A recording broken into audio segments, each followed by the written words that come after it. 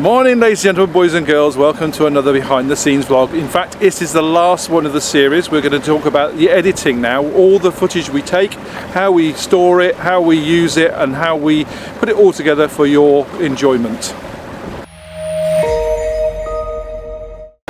So here we are again on the Lynsey B, and as I said, we're going to talk about the editing side of things now. What do we do? Obviously it's not just a case of throwing it up on putting a bit of music on it and throwing it out. It does take a bit of time to edit the files. We have up to 6 cameras, the 4 GoPros, the Fujifilm and the drone, so we could have up to 6 different angles to work with. So I've got to put it all together.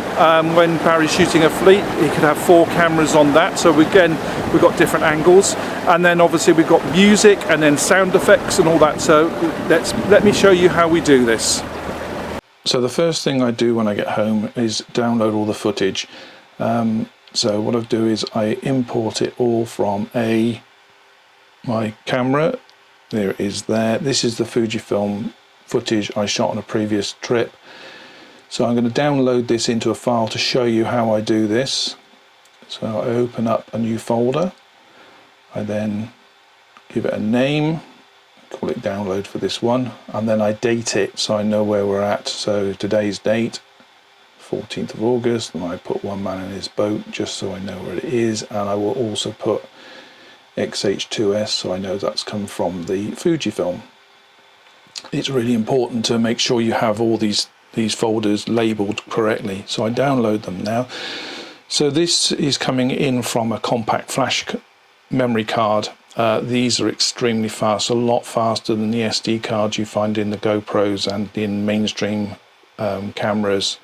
They're not cheap, but they are really quick. As you can see, it's a 36 gigabytes download from this camera because this is all 4K footage and it's going in pretty fast.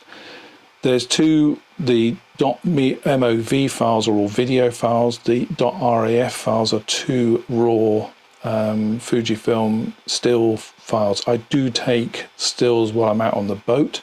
I'll move those 2 files into another folder at a later date.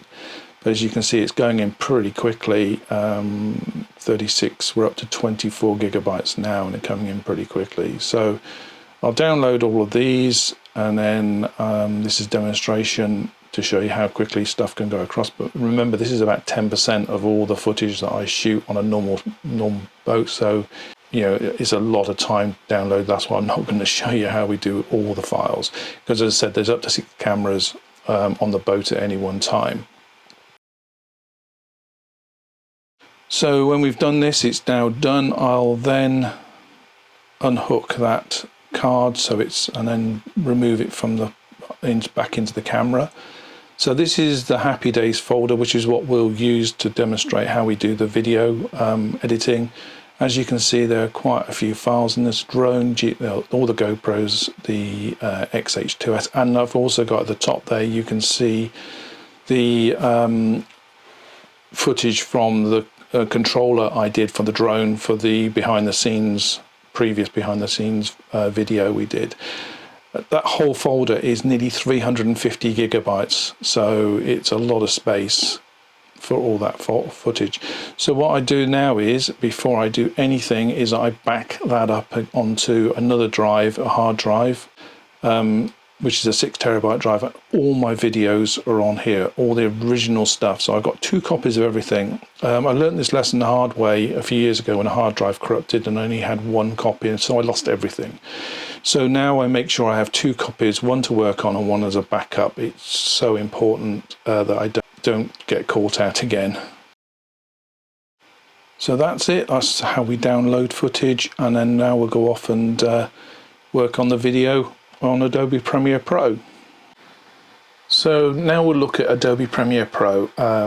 This is the editing software that I use to produce all the One Man in His Boat videos. There are 2 main professional video editing suites. There's Premiere Pro by Adobe, and there's also Final Cut, which is a Mac only editing suite. The reason I use Adobe Premiere Pro is I am on Mac now. A few years ago I had a laptop PC laptop, but I had an iMac, so I needed something that worked across both platforms. I switched to a MacBook Pro in 2019.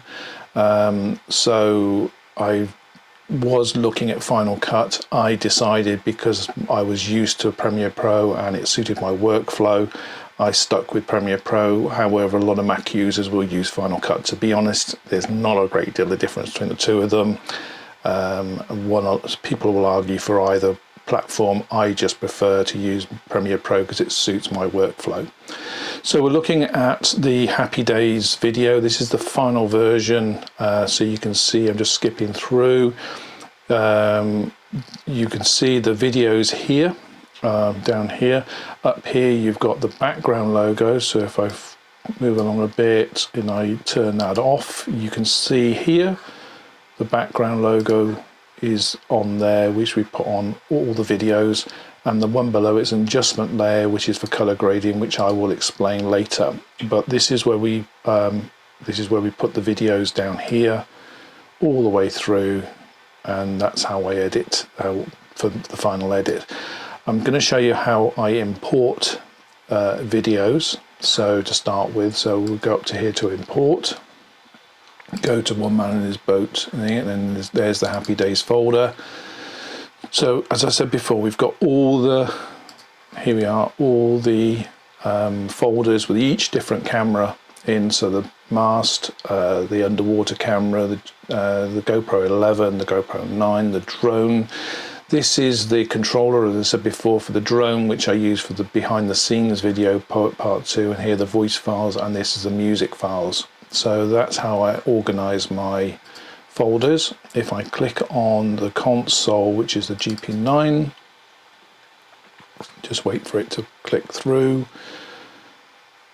Oh, it's taking a bit of a while. There we go. Okay, so this is all the footage from the console. So what I normally do is go through and pick out all the bits that Barry was shooting towards the camera. I was doing a lot of the camera on the Fujifilm, which I'll show you now.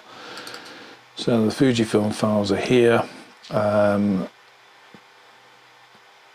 have to speed this up. There you go. So there's the Fujifilm files there, Barry talking to the camera, and then all the stuff that I shot around as well. So what we do is we select, so up here I need to give it a name to give it a different sequence. So I will call it XH2S to camera.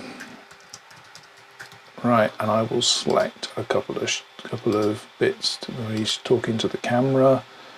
That's not one. I just need to find the ones where he's talking to the camera, but there you go, there's another one. So I'll import those 4, so it comes up.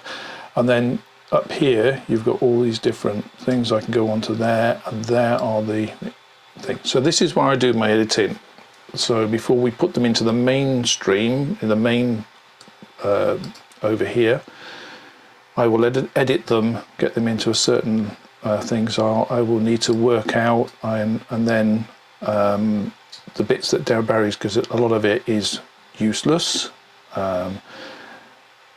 There's no sound, unfortunately, on these screen recordings, so I can't show you, but I will go through. He was asking me a load of questions, so he's waiting, and then what we'll do is I can then, that bit there, you can see him speaking there. I will take that bit and that bit out, get rid of that, and that will be the first bit to camera. I can then copy that and then take it over. In fact, I don't want to destroy the timeline. Copy that again, and then I can put that onto the main wherever I want it to go. Okay, so there's that new bit there. Now the other thing is, you see it's too zoomed in. I don't remember what I said in the previous videos that I always shoot in 4K, but we output in 1080p or in HD, so I can zoom in and zoom out. So what we have to do up here is, on the scale, I have to go out 50%. Now if I wanted to do a zoom I'll show you how I do a zoom thing. So if I go back to 100%, so if I wanted to zoom in, zoom out, if you like, as he's talking, I can put these key points on. So I've got one key point at 100%. If I go to the other end of the clip and put 50% there, he will, as he's talking, you can see the camera, it appears that I'm zooming out. As I say, I'm not doing anything. This is in the edit. So again, going back in here, you can see what's going to happen. He's talking and the camera is zooming out. So this is quite I do use this facility a lot when I'm doing my editing. So that's that. Now, if we have, so let me stop that. So the other thing we do is if we want a different shot. Now, when Barry was macroing, I was also flying the drone. So what I can do is, I've got two camera angles. I've got the one on the boat itself, and then I can switch here to the drone shot as he's working. Now, you can see as I scrub through, if I go back, so if we do it here, so I try to match as best I can what's happening on the boat to what's happening from the air to get the sequences, trying to align them as best I can. Obviously, I can't shoot. I was shooting on the GoPro on the boat and on the thing, so I'm sitting at the back of the boat and I'm not sitting at the back of the boat on that shot. So yes, you could say that it's not quite matched up, but it's more or less. It gives good trying to get a different angle using two different things, but I'm only one person, so I have to be very careful, clever with my editing. So that's another bit, and then we scrub along here. You can see all this stuff again is another one where I've got I'm getting different angles from. So there you go. I'm shooting. You can see I'm shooting on the Fujifilm there on the boat. But I'm also got the GoPros, the static GoPros around the boat as well. For this is from the masthead, and then it will switch in a minute where you can see it comes there now, and then it switches to the console. So I try again when I've got these sequences, I do try to match them. But also what I do is I do jump the number of creels, because we have 8 creels, but not everything happens on every creel. So we don't want to show every creel that Barry hauls. So what I tend to do is you might see 3 creels at the back, and then the next shot on the console you'll see 6 creels. Again, it's just me being a little bit clever with the editing, trying to sort of jump a little bit ahead.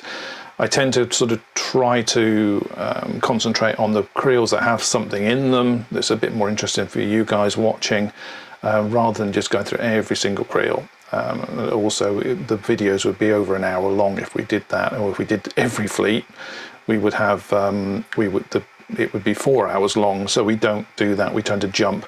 Also, we don't show every fleet that Barry hauls. We only show 3 or 4 fleets during the day. But again, it's the more interesting. I'm filming most of these, but I tend to stick to the more interesting stuff.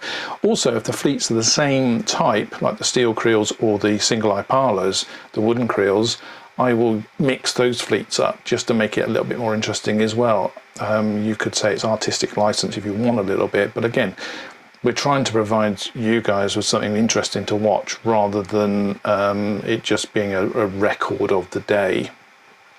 So we do mix things up. Also, what I tend to do is if I've got angles from the top of the mast, the console, and the side as well, I will try and get each thing and mix them up as well. So what we need to do now is how we get the music. We use a website called Storyblocks, which is where we get all our audio and special effects from. It's a subscription site. We pay for our subscription. I don't believe in pinching audio or using audio that's not being paid for, because I wouldn't appreciate somebody using my videos or pictures without permission. So I tend to be very dogmatic about this sort of thing, because I don't want a problem when we upload it on YouTube that we get a copyright ping. It gives us a bad reputation. So we use music for our videos that we've paid for. Now, we tend to use our music for two reasons. One is ambience, trying to give a mood, if you like, of what we're trying to show on the screen, and also sometimes it's to cover up bad audio or no audio in the case of the drone. So if there's a lot of wind noise or something like that, I will balance out the music with the background noise, but if it's too bad, I'll take the background off and just leave the music.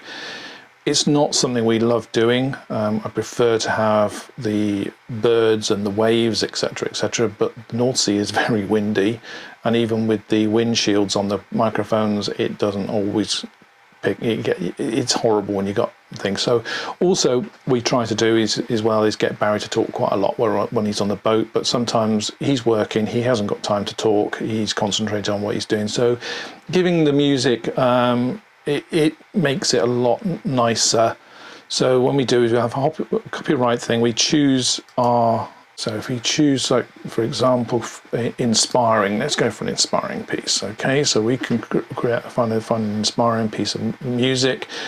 And then what we could also want to do is the duration. Now, we don't want a short one. If it's a 2 or 3 minute, we want it to be around 2 to 3.5 minutes. Okay, so that filters out quite a bit of our things. So we go through it, and what I do is I go through each one, listening to each one and thinking, well, is that going to be okay? Does that give the right thing, give the right ambience for what we're trying to show on the screen?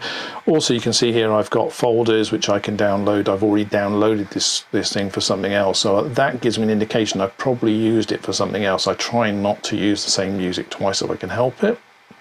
The only music we use again and again is obviously the theme tune, which is a piece I picked up about 4 years ago from this site, and I just love it. It's exactly what we need for one man in his boat. But everything else we tried not to duplicate our use of music. So this is what we do. We can then if I choose a piece, I can download it as a WAV file. The MP3s are lower, shall we say, are smaller files, but I prefer the better files, the WAV files. So they're the ones that get downloaded. So once we download that, let me just do that. There you go, it's downloading, so it's downloading there. There you go, it's not long. And then what I do is that goes into my music, so I'll quit music. So it's there. So what I want to do now is I need to put that into a folder. So I'll put it into the folder I'm working on today. There you go, it's there. So that's the thing. And what I tend to do then, open a new folder called music, and then put that in the music folder. So I know exactly where it is. There you go. So I know exactly where it is. So when I want to pick it up in the thing, so I can import it as a music folder. So go back there. No, let's get this right. It's there, and then you can see the music folder there, and there it is there. So I just call it music, import it, and there it is there. That's the music folder. Now this is one we've done earlier on this one track we did when we were out on the boat. And what I do is to make sure the changes between the video happen on an upbeat. So what I do is go through, again, I can't really show you this because I can't record music on these screenshots. So what I'm going to do is I listen to the music and I put a marker on every upbeat, as you can see here. And then what I do is I always do the video transitions on an upbeat. So you can see there, there, there. So every time it changes, if you want to listen to this, go to the Happy Days video, which I'll put a link in above on the screen, and also put a link below so you can go and listen to this. And this is it, 17 minutes 20 seconds into the video. So as you see, you can see the boat going across, it's on the thing, and as soon as I get to this point here, this upbeat here, it changes to another camera angle. And the same here, it's going to do it here. There you go, one. So it changes to another camera angle. So that's why it sounds and looks so much better if the music and the video is synced. So you change the camera angles change on upbeat. So that's how we use the music, and you can see the music all the way across there, all the way down there until it finishes. And we tend to finish on a down, and then I fade it out to the next. So how we do the fade outs, there's two ways of doing fade outs. You can either use effects, as you can see up here, dissolve, and it says dip to black. So I can drag, if I wanted to do that, I could drag that onto the thing there, and then I can get it right, and then I can make that bigger like that. But what I tend to do, because I find it a much better way of doing it, is on here. Remember the key points I showed you earlier?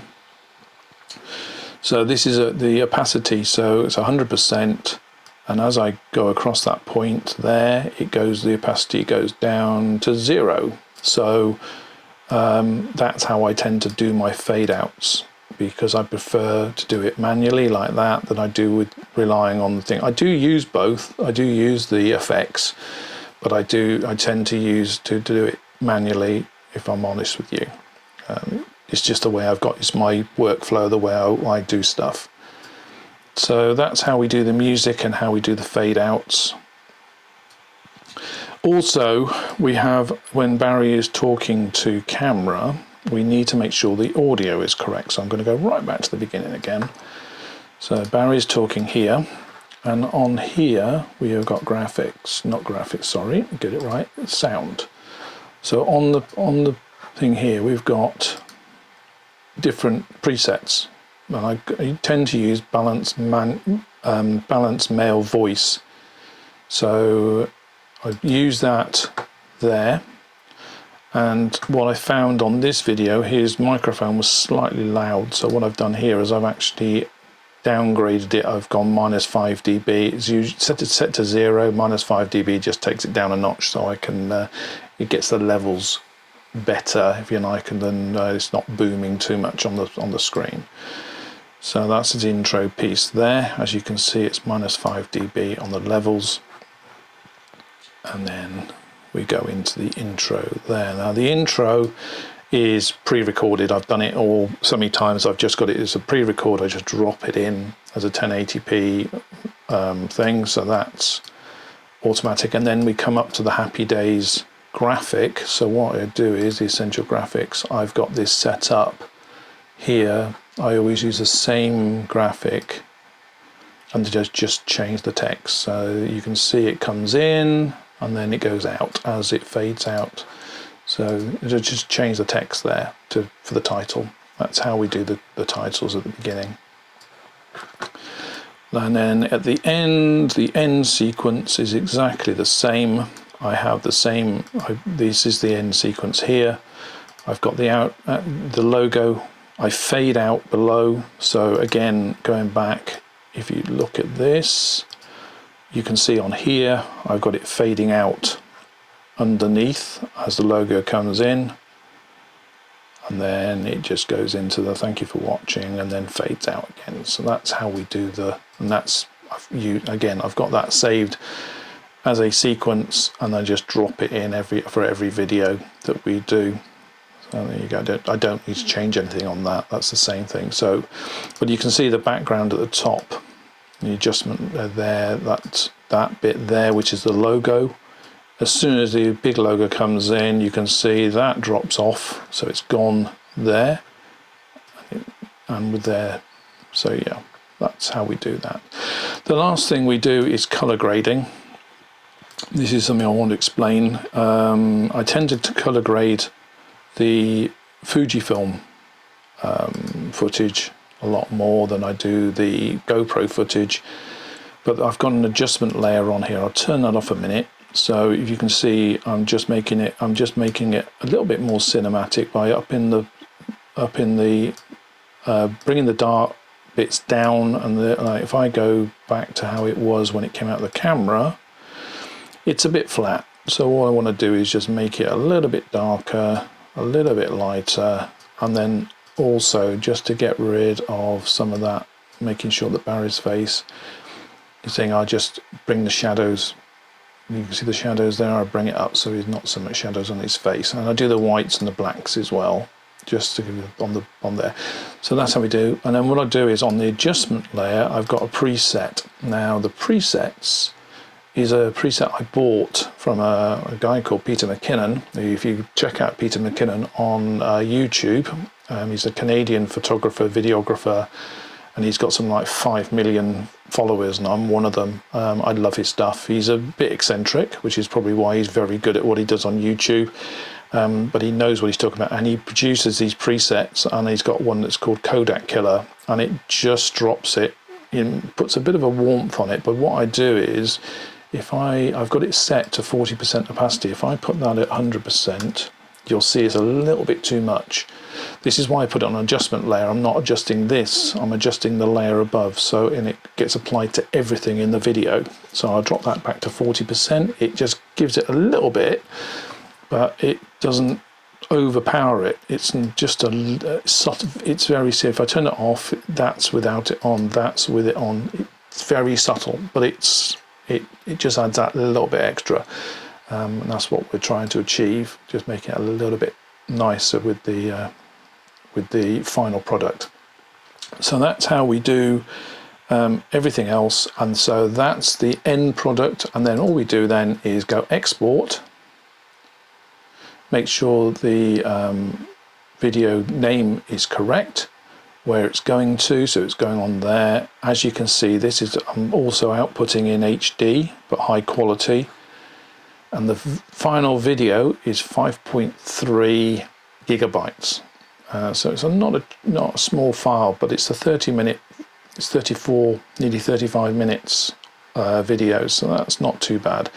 And I'd press export, and it will start rendering it. It will take about 40 minutes, 35 minutes to do that.